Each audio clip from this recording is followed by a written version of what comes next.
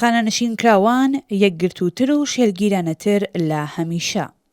خانەنشینکراوانی ناڕازی و خەباتکاری دابینکردنی کۆمەڵایەتی ڕۆژی یەکشەمە 12 پوشپەر بە دروشمی بوێرانەتر و ڕیزێکی یەکگرتوانەترەوە شەقامەکانی 30 شاریان سەر لە نوێ پڕ کردەوە لە دووپاتکردنەوەی ویست و داخوازیەکانیان. شارە گەورەکانی وەک تاران، ئیسفەهان، زەنجان، شوش، شوشتەر، ساری، دێسفول، هەمەدان، کرمان، ئابادان، خۆڕەمئاباد، ئەندیمەشک، ئەهواز و کەرەج با کۆبوونەوە و ڕێپێوان خواستی بردنەسەرەی حەقدەست بەپێی پێداویستەکانی ژیان و ئاستی هەڵاوسان، یەکسان سازی و دەستێوەرنەدانی دەوڵەت لە سندوقی خانەنشینی و کۆمەڵێک داواکاری تریان بەگوێی بەرپرسانی دەوڵەت و شارۆمەندانی دڵسۆز گەیاند. ڕۆژی 15 جوەزەردان دەوڵەت لە وەڵام بە ناڕەزایەتی خانەنشینکراوان ڕایگەیاند کە ساڵی 1401 تەنیا 10% بە حەقدەست و مەزایەکانیان زیاد دەکەن. ئەوە لە حەڵکدایە کە شورای باڵای کار 38% پەسەند کردبوو. خانە کاریگەریەکان و کاربەدەستانی شوڕای ئیسلامی سەر لە نوێ کەوتونەتە خۆ بۆ ئەوەی داخوازی خانەنشینکراوانی دابینکردنی کۆمەڵایەتی تەنیا لە چوارچێوەی هەڵوشاندنەوەی پەسەندکراوەی دەوڵەت لەلایەن مەجلیسەوە و قبوڵکردنی بردنە سەرەوەی 38% شورای باڵای کاردا بەرتەس بکەنەوە. هەڵبەت ژمارەیەک لە نوێنەرانی مەجلیسیش بێکار دانەنیشتون و شانۆیەکیان دروست کرد و پەسەندکراوەکەی دەوڵەتیان بە پێچەوانەی یاسا ناو لێبرد. ئامانجی ئەم کۆنەپەرستانە لەم لە چاوەڕوانیەدا ڕاگرتن و بێ ئاکام هێشتنەوەی ویست و داخوازیەکانی خانەنشینکراوان بووە و خانە کاریگەریەکانیش بەشێک بوون لە ئەکتەرەکانی ئەم شانۆ گاڵتەجارانەیە. خانەنشینکراوانی هۆشیار و خەباتکار بە دروشمگەلێکی وەک دەوڵەت خەیانەت دەکا مەجلیس پشتیوانی دەکا، هەم مەجلیس و هەم دەوڵەت درۆ دەکەن لەگەڵ میلەت و مردن بۆ ئەو دەوڵەتە فریوکارە وڵامی ئەم گاڵتەجاڕیەیان دایەوە. ئەوان بە دروشمی تەنیا لەسەر خیابان دەگەین بە مافەکانمان وڵامی هەوڵە بێ ئاکامەکانی خانەی کاریگەریان دایەوە.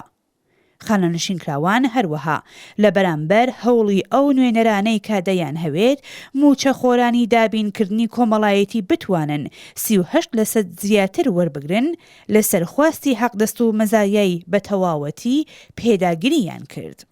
ئەوان تەنانەت ئەگەر ئەم بڕەش وەربگرن لە داواکاریە سەرەکیەکانی خۆیان پاشەکشە ناکەن. خانەنشینکراوان هاوڕێ لەگەڵ کرێکاران داواکاری لانی کەمی حەقدەستی 16 ملیۆن تمەنیان کە پێشتر لەلایەن شورای ڕێخستنی ناڕەزایەتی کرێکارانی پەیمانی نەوتەوە ڕاگەیاندبوو سەر لە نوێ بەرجەستە کردوێتەوە. ئەوان دەڵێن بەپێی زانیاری خودی کاربەدەستان ڕێژەی هەڵاوسان لە مانگی جوەزەرداندا پتر لە 52% بووە.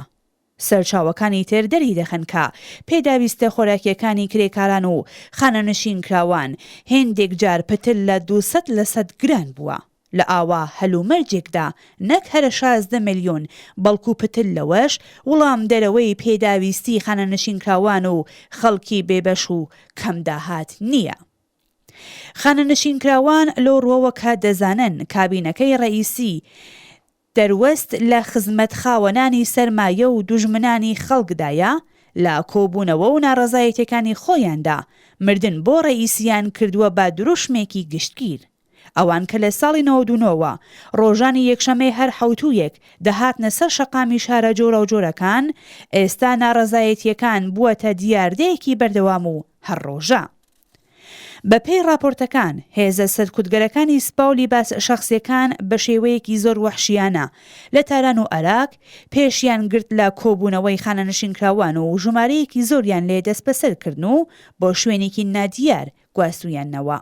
توندوتیژی و سەرکوتی هێزەکانی ڕژیم نەتەنیا نەبووەتە هۆی پاشەکشەکردن و دەست هەڵگرتنی خانەنشینکراوان لە خواستەکانیان، بەڵکو ئەوان شێلگیرانەتر و بە دروشمی ڕادیکاڵتر پەرەیان بە ناڕەزایەتیەکانیان داوە.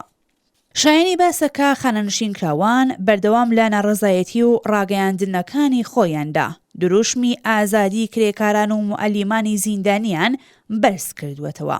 بۆ نمونە لەم دواییانەدا لە ڕاگەیاندنی گروپی یەکێتی خانەنشینکراواندا هاتبوو کە دەست بەسەرکردن و زیندانیکردنی ڕەزا شەهابی، حەسەن سەعیدی، ڕێحانە ئەنساری نژاد، کەیوان مۆحتەدی و ئانیشا ئەسەدوڵڵاهی نیشانەی داماوی دەسەڵاتە و تۆهمەت هەڵبەستن بۆ دوو هەڵسوڕاوی کرێکاری خۆشناوی فەڕەنسەوی و کرێکاران و موعەلیمانی بەدیلگیرا و مەحکوومە.